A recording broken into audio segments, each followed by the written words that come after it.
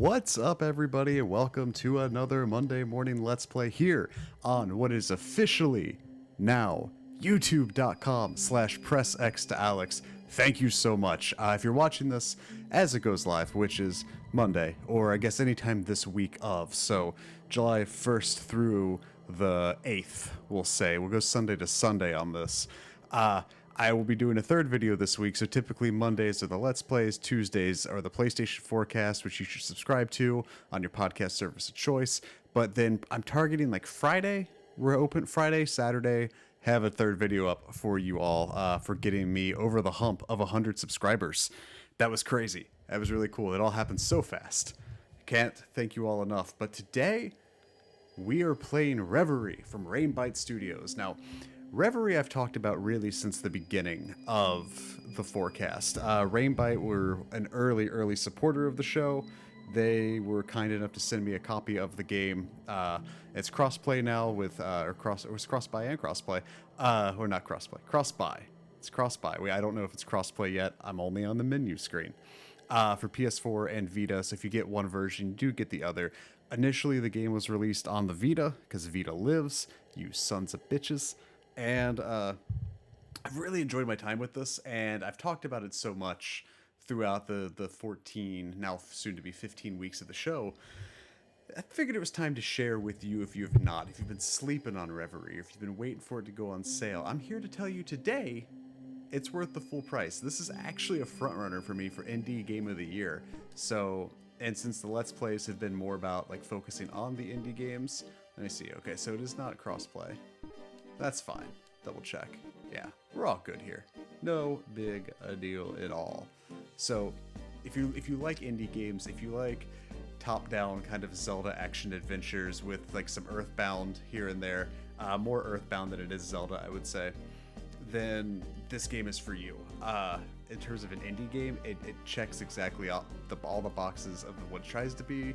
It's a very, very good, if not great game. And I wanted to share it with you, and also as a thank you to everyone at Rainbite. So let's start a new game. So the game itself is based in New Zealand lore, New Zealand mythology. It takes place on New Zealand. This is kind of running you through the backstory of the game here, kind of setting you up for the dungeons, the bosses, and things like that. One thing I do enjoy is Rainbite is based in New Zealand. The game takes place in New Zealand, so for lack of a better phrase, you can tell they felt right at home with the story and the environment and the writing, especially because it's not like, to use Heavy Rain for an example, a game that is developed in France, written, you know, by a predominantly French studio in English, and so like sometimes things get lost in translation, or phrases are very bizarre, or pronunciations are weird. There's no actual like voiceover in this game, but in terms of like the slang and the writing and the style of it, it feels very at home and comfortable in who it is, and I think that's something that helps kind of push a game like Reverie to the next level here.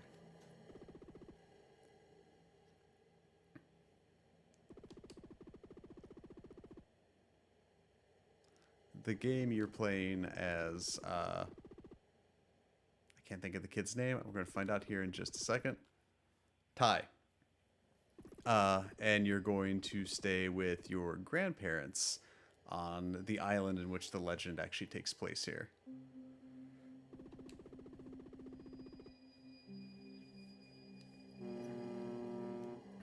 Also, I think it's safe to assume that these are separate trophy lists, too.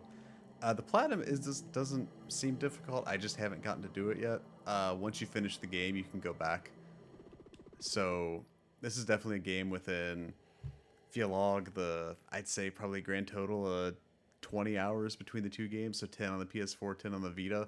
Probably faster, whichever one you do second. You'll walk away with 2 platinums.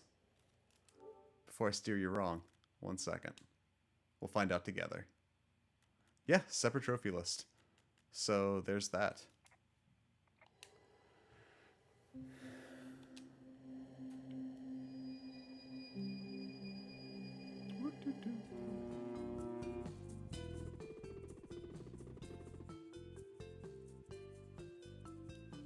So yeah, Toromi Island is where the game takes place.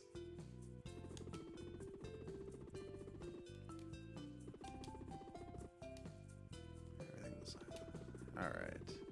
Take a look around the town for a bit to get your bearings. Come meet me at my house at the top of the town when you've had enough. Grandma can't wait to see you. It's the blue one with the yapping dog outside of it. If you get lost, press the touchpad button to open the map. Also get around faster by using the circle button to roll.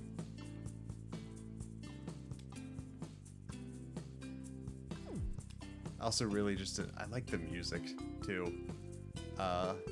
They did such a good job kind of capturing that 8-bit style and everything.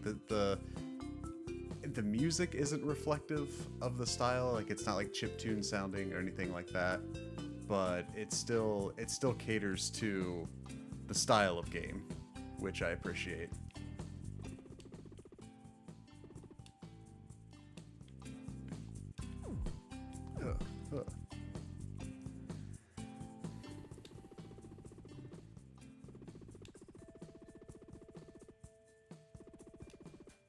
At least Chip just always wants to hurl.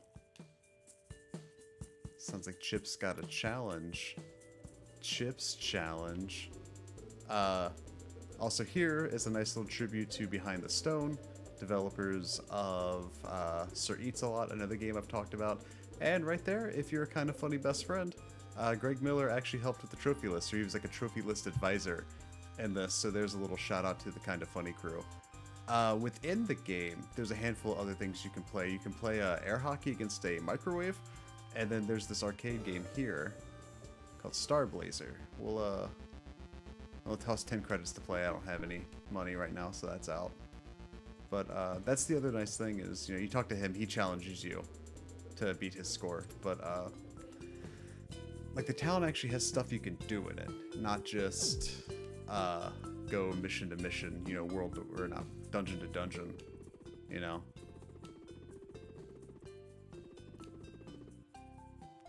But I'm gonna not, spoil everything here for you, but I do want to go through the first dungeon.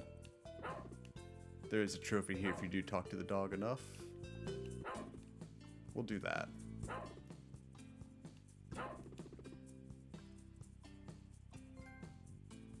There we go. There's also, if you go into the options menu here, your health comes from pizzas. So they're like little pizza slices that you'll collect throughout the dungeons and things like that. So you can either add pineapple or not add pineapple, but if you want to platinum it and you are a person that does not like pineapple on your pizza, first off, you're a monster, and second, too goddamn bad, because put pineapple on the pizza, you're on the right side of history. So let's get into this house.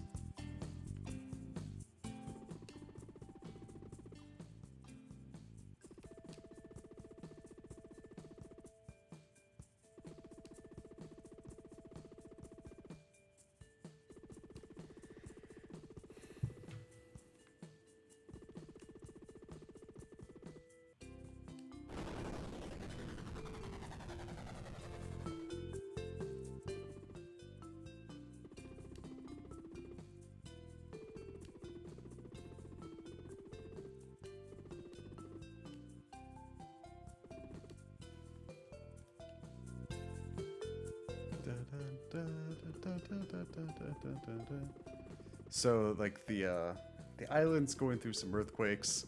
Yeah, it's the restless spirits deep in Toromi Island. And that's kind of what's going to send you out on your journey and everything, too.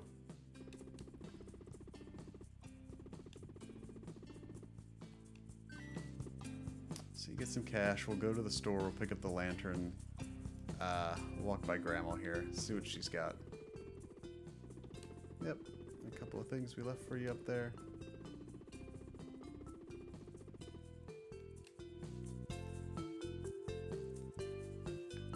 So we're gonna pick this guy up. This is your cricket bat, so that's gonna be your primary weapon for the game. There's a dart gun. That's a book of feathers you can collect. That's another trophy. But your primary weapon is probably going to be this cricket bat. You'll also get, excuse me, you can also get a dart gun and a yo-yo. And a few other things. But we'll go to the shop here. We'll get the new lantern and kind of start really getting into the first dungeon.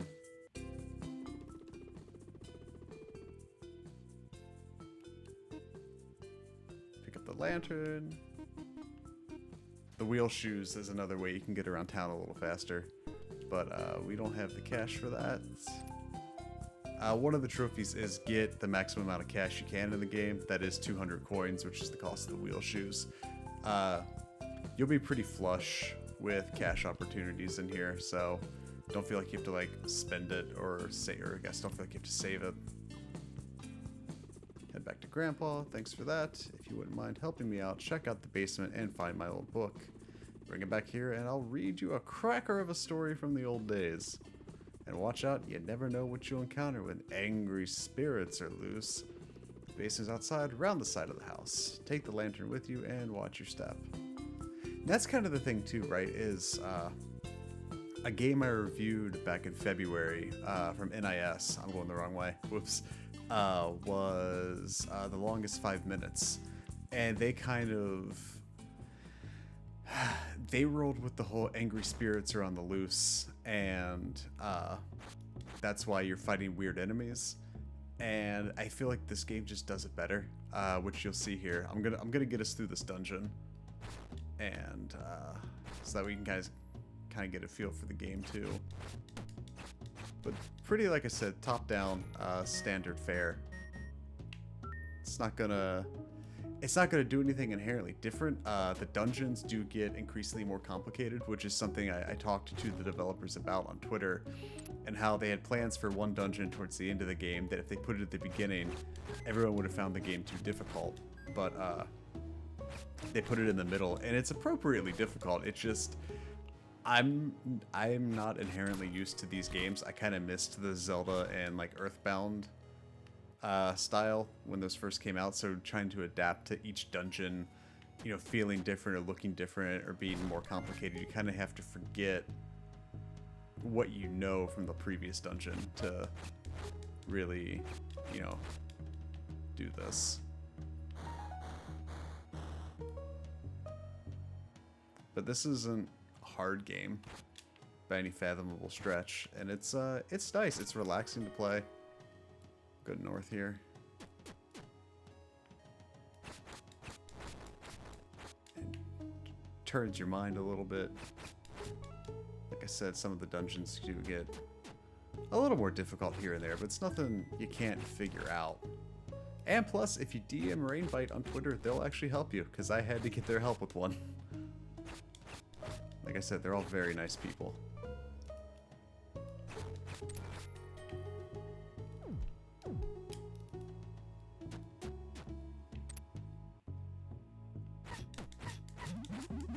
Ah!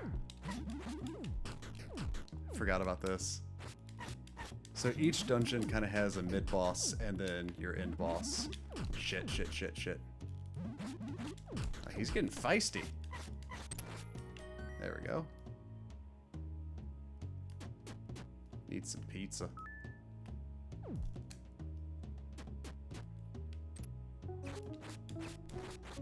Thank you. What about you? You got some pizza for me? Nope. Ah, shit.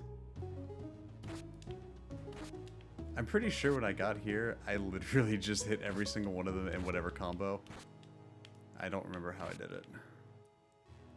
Try this. Nope. I literally just went down the line. I was like, alright, let's reset all of them, and let's do this combo. Then let's do this combo. So this one's probably going to take me a minute. That one just looked like it was flipping me off.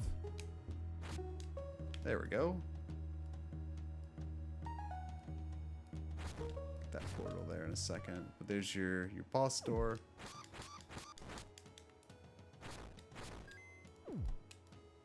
Head back.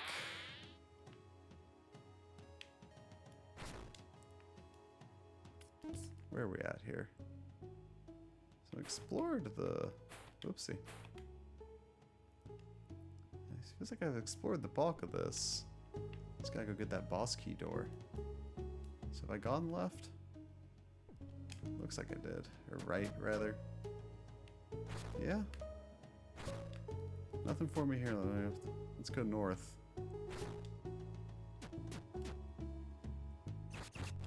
There's something we're missing.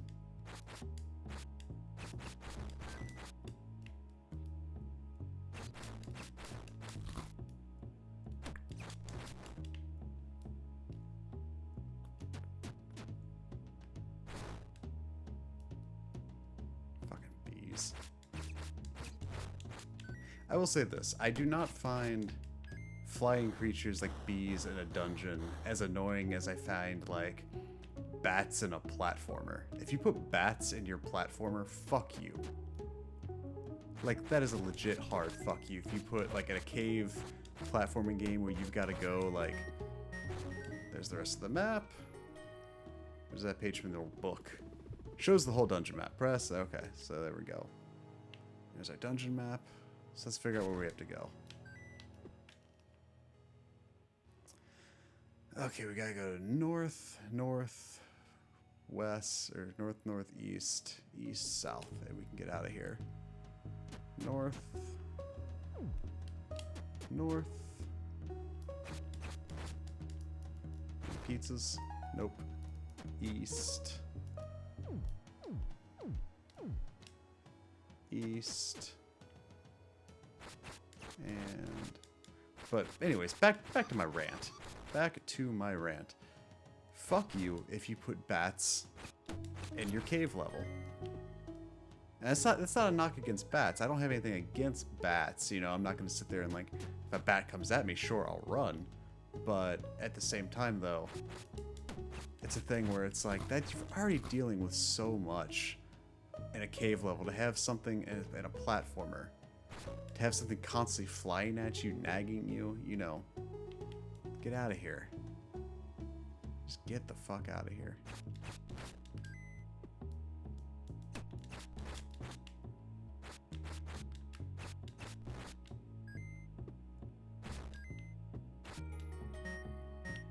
Boom. Alright, let's go take on this boss. I'm excited. This opens the dungeon boss door. Lego. Wish my health was a hair higher. Let me see if I can't get anything from here. Nothing. The bronze, the old bronze coins are 1. The silver coins are 5. So we're already a quarter of the way to the max amount of money, you know. Let me see, it was that one, and that one.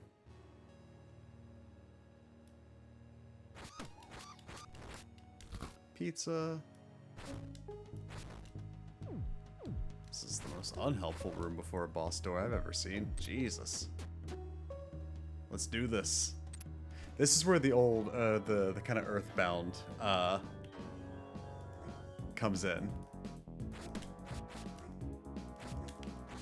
Where your first boss is a dryer.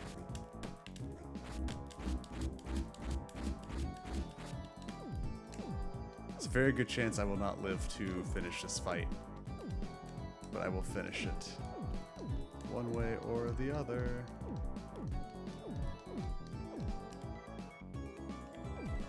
There we go.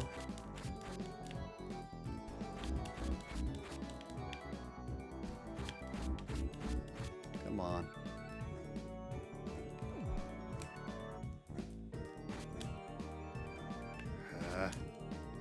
See, I wish I could, like, knock the clothes into it.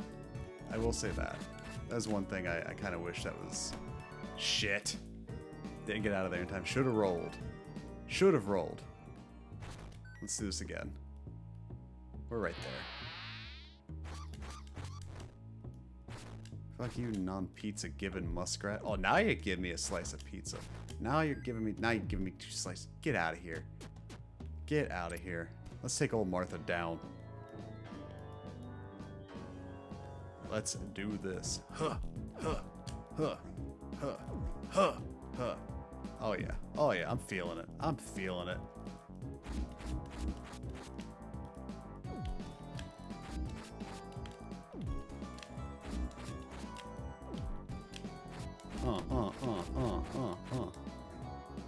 She's already mad. She's already firing faster. Hats, socks, underwear, hats, hats. There's nothing she won't shoot at you. Drop. And one more.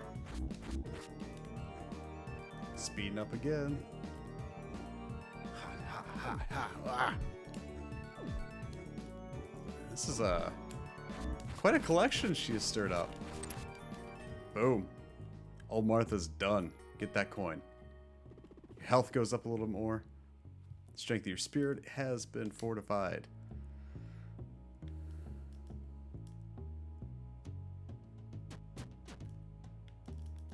Now, all of the bosses aren't that funny as just being like an old possessed dryer, but it sets a good tone, I feel like, for the rest of the game.